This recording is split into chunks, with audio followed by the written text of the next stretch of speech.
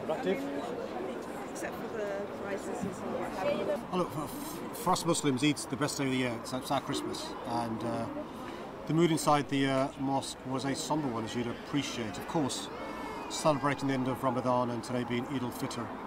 But there are members of the congregation who are grieving, who have lost loved ones. The mosque behind me has lost many members of the congregation, and they've been working incredibly hard since the fire first broke, providing the help that I'm afraid the council and the government haven't been providing. And today's a day of course, celebration, but also a day of reflection and making sure that the community, but also the city, remembers those who have lost loved ones, as I'm sure the country will.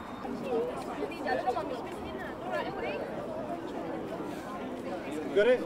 Thanks, Peter. Days on now, more than a week and a half on. The sort of support and assistance you'd want them to be receiving from day one still isn't being received. There is a lack of confidence amongst people I've spoken to and those in positions of power like the council and the government. The help has been coming very late. There's still that lack of trust the community has with the government and the council. What I've seen today in the mosque, but also last week in the church, is faith communities coming together and showing the very best of the local community and the very best of London.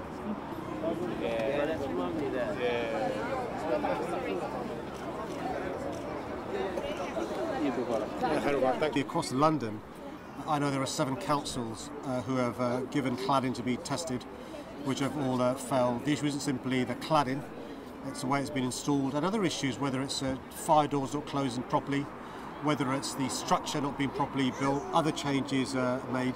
It can't be right in 2017.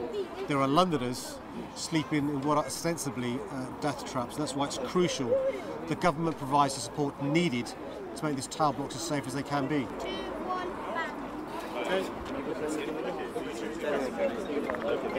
Well, I was in close contact with council, with Camden Council on Wednesday, Thursday and Friday. I think they've done the right thing. Look, you've got to err on the side of caution.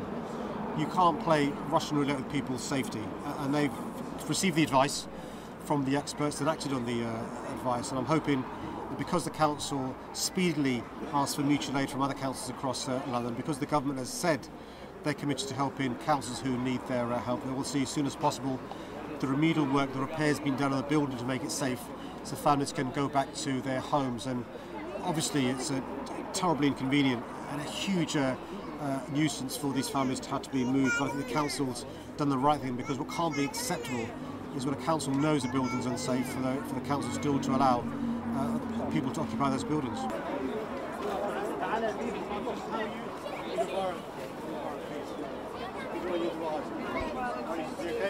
Hello, how are you?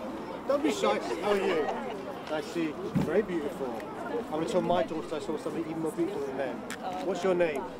Yeah, nice to see you, sweetheart. And I'm afraid one of the reasons why I've said this fire was preventable is because for too long corners have been cut.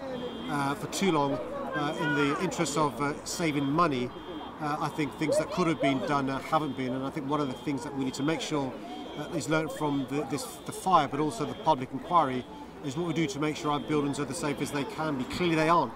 And we need to make sure, rather than talking about health and safety in negative terms, rather than talking about cutting regulation and red tape, we recognise that these regulations are there for a good reason.